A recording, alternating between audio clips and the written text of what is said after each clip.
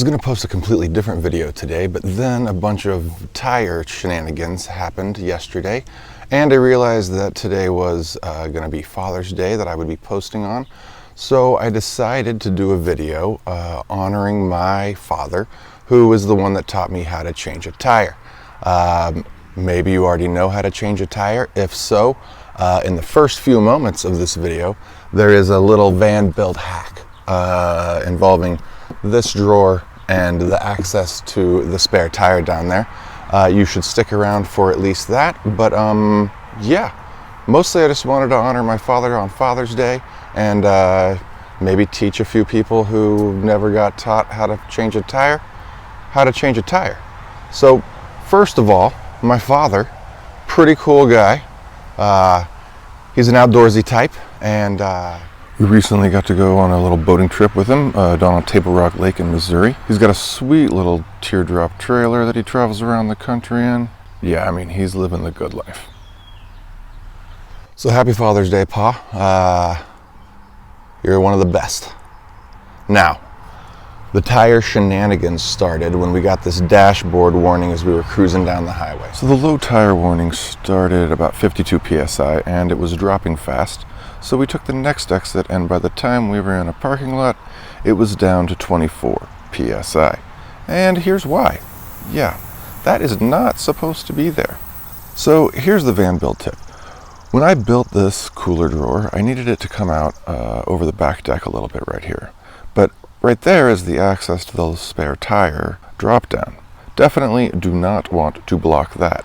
So my solution was to have the leveling block stack up on top and just leave enough space to unclip the cap here. Then a hole for the opening to this little hatch and another hole through the bottom of my tool storage area. So I can just flip that little hatch open there and then have access down into there for the tool. See the little flap down there?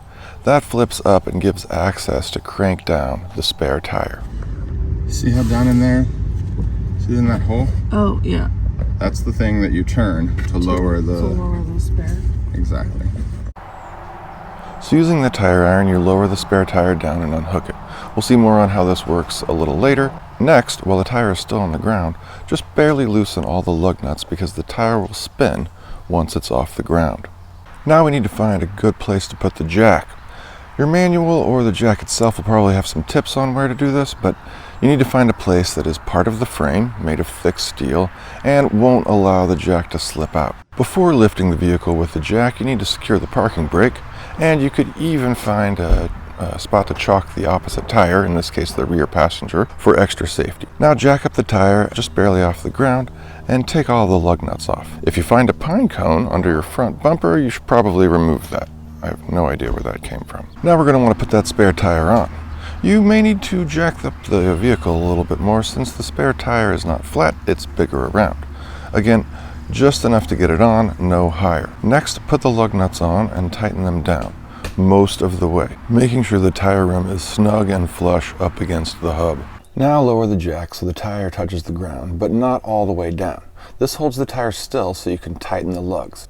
Tighten these down in a star pattern to ensure the wheel is on correctly and the torque is equally distributed. 1, 2, then 3, then over here to 4, then over here to 5, and then over here to 6. Now, these should be tight. For a truck or van, usually about 140, 150 foot-pounds. Since my tire iron is a foot long, that means almost, but not all of my weight needs to be put on it. Now you can lower the jack, putting all the weight back on the tire. Now to put all this stuff away. Here's how the spare tire holding system works. The plate with 2 bolts on it goes through the center, the bolts go through the lug holes, then this heavy cable has a nut that screws onto it, and the small cable is wound up and down by the crank like we see here. As it goes up, you may need to guide it into position. All the tools go away in their little cubby hole, and we're off to the tire store because now we have no spare. Usually with a puncture like this, tires can be repaired using a plug. A plug is not a long-term fix. It's only meant to last long enough to get you to a place to get a new tire. Drop that tire off at the nearest tire shop, and we might as well do some grocery shopping while they plug it. Don't forget to wind this back up because you don't want to be dragging that around on the road. Tuck that cable away somewhere while you're not using it. These guys say they're doing it for free. They don't charge anyone for tire repair. Mr. Tire, my man.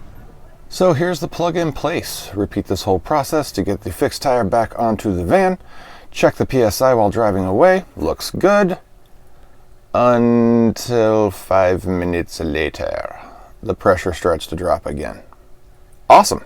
Park somewhere, put a little spit on my finger over the plug, and it bubbles. So yeah, that plug failed. That's not gonna work.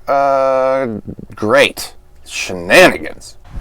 So we had to change the tire out again, and at this point we were pretty sick of the shenanigans, and we're ready to get to the Harvest Host that we were staying with and drink some of their wine.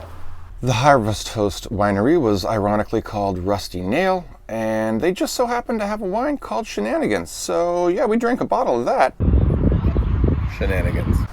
If you found this video interesting, I have another one that's kind of like this about driving off-road up here.